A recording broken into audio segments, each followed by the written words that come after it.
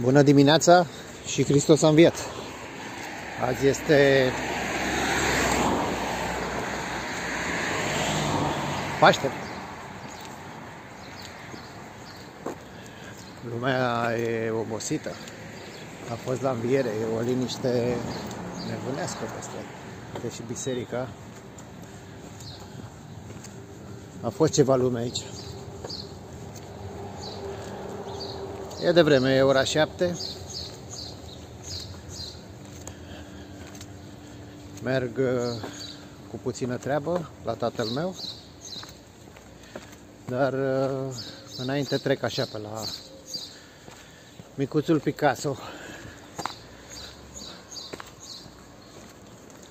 Mașina pentru care vreau să fac cutia de camping. Ia uite-l pe micuțul Picasso.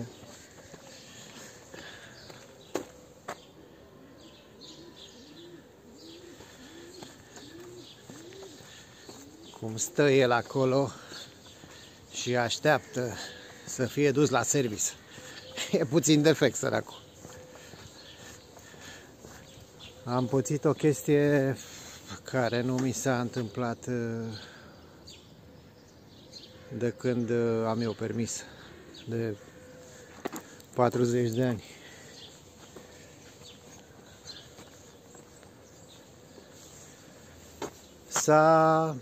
A prins becul la ulei și mi-a spus că am rămas fără presiune la ulei. Wow! Chestii de-astea cu motorul să se strice n-am pățit foarte des. Și niciodată cu uleiul. E așa o parte pe care nu am trăit-o niciodată. Foarte neplăcut. A trebuit să opresc.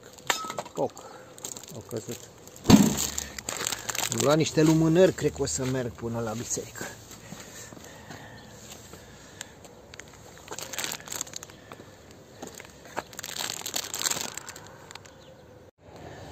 Deci spun la revedere lui Picasso și merg la van să o pot porni de drum astăzi. Am să merg să alimentez un pic și am să plec.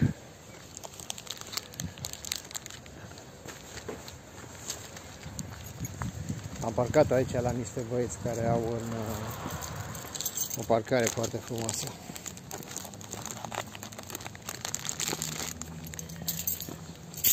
Ieri am uns ușa laterală și am făcut mici reglaje și merge fantastic. Ușor de tot.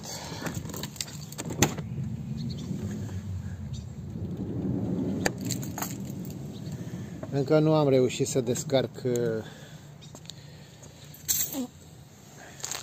materialele.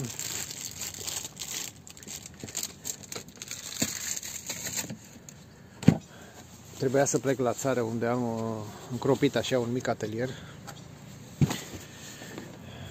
unde am sculele acelea și v-am promis că o să facem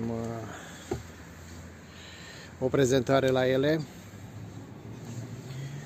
Ia stai să dăm asta jos așa și să punem camera aici, să aranjăm puțin lucrurile. Ia uite ce bine este.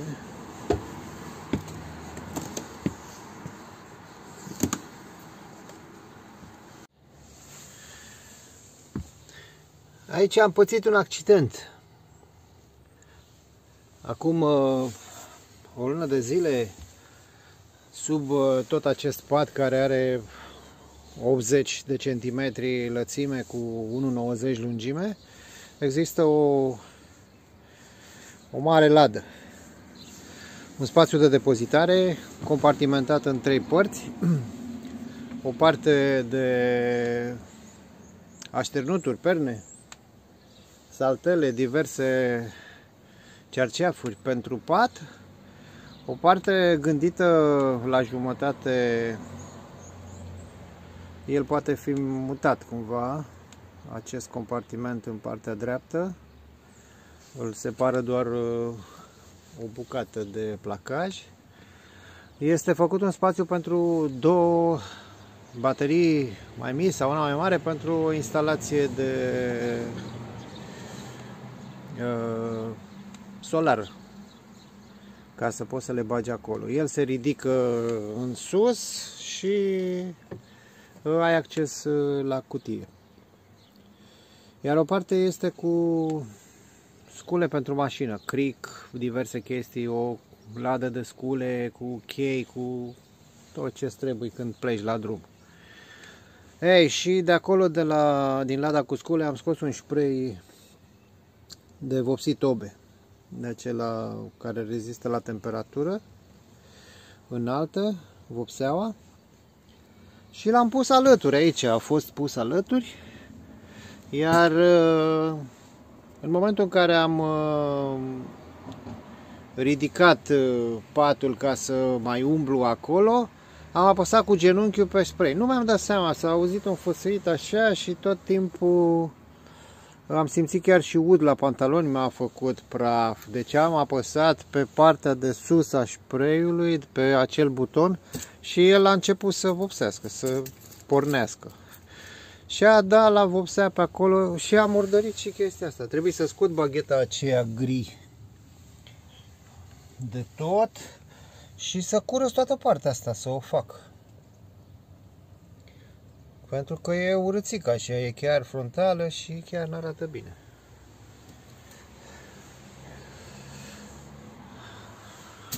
Cam asta ar fi astăzi, e un început de zi frumos, pentru că este liniște. Circulația este minimă. Ia uite, oameni aici parcați. Și chiar nu sunt oameni aici în zona asta, toată parcarea era plină. Uite că mai sunt locuri goale. Wow, am așa o chestie, aș pleca undeva de n-am aer, știi? Dar nu pot să plec eu. Am un tată foarte bătrân și am grijă de el și sunt condiționat de situația asta. O să mergem să alimentez acum și după aceea mă duc la el.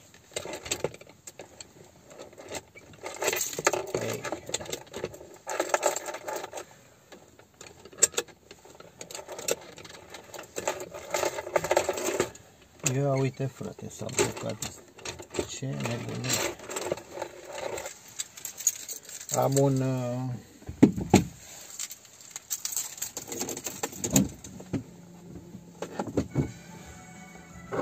ia să vedem, așa merge? Ia uite, că merge și așa. Pardon. Ui, dacă am alunecă, frate. Ok, așa e ok.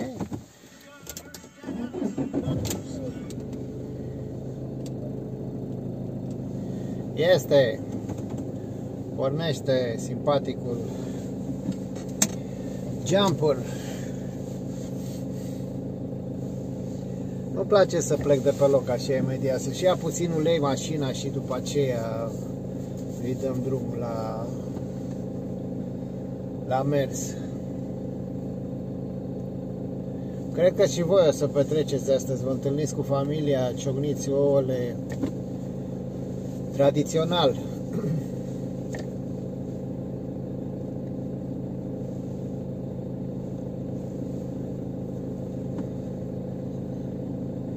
Și eu am să merg pe la copiii mei Și îmi place ideea asta, nu-mi place să stau, să aștept, să vină oamenii, să musafir, să fiu în mișcare așa, să plec, să merg pe la ei, să ciocnesc ouăle, stau, mănânc o bucățică mică de pască, beau o gură de cafea, am plecat mai departe. Să stai, să le nevești acolo la masă, într-una, nu e genul meu. Nu sunt așa. Cred că s-a poziționat mai bine, oare? Dar cred că e mai bine să o înfigi în ea. Am parbriz. Nu știu dacă mă vedeți, da? Cred că da. Și de-aia zic, îmi place chestia asta, să merg de la unul la altul, așa. Acum, din păcate, nu pot călători foarte mult și sunt condiționat să stau o zi. Să stau în fiecare zi, de fapt, aici și să-l vizitez pe tatăl meu o dată, de 2 ori pe zi, de 3 ori, dacă e cazul. E foarte bătrân, are 90 de ani. Dumnezeu să-l țină sănătos.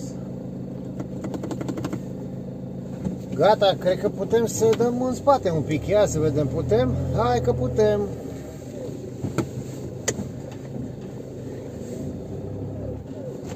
Opa! Opa! Ia uite, domne, cum face mașina! Am să fac un tur așa al zonei ca să ajung la benzinărie. E o benzinărie pe Mihai Bravo aici, aproape de Dristor. Am constatat că motorina de la ei este mai bună decât în alte părți. La Rompetrol. Nu vreau să le fac reclamă, chiar nu mă interesează, n-am niciun avantaj din asta. Dar chiar e bună. Chiar e bună motorina. Și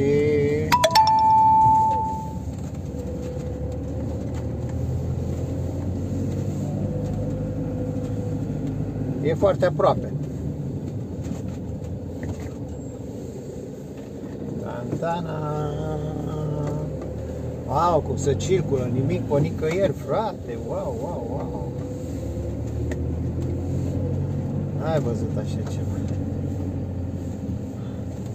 Bine, e interesant așa, dar parcă-i prea mort. Ia uite și benzinăria simpatică. Ta-ta-ta-na.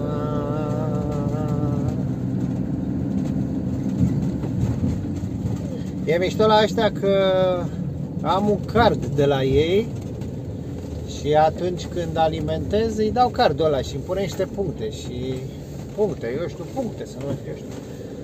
Și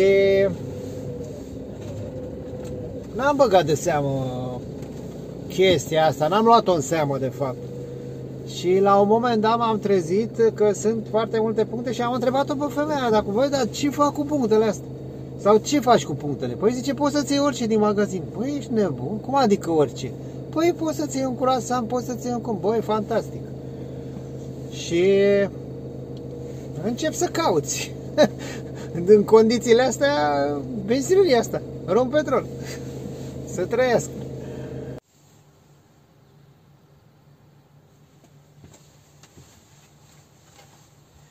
Am ajuns pe plantație, cum s-ar spune, și mi-am făcut o cafea.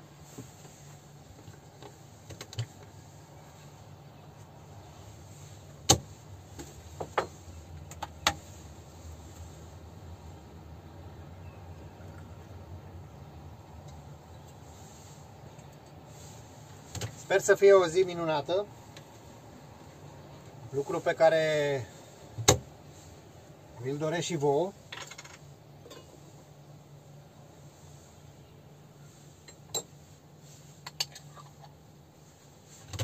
Și sper ca această zi să o petreceți împreună cu familiile voastre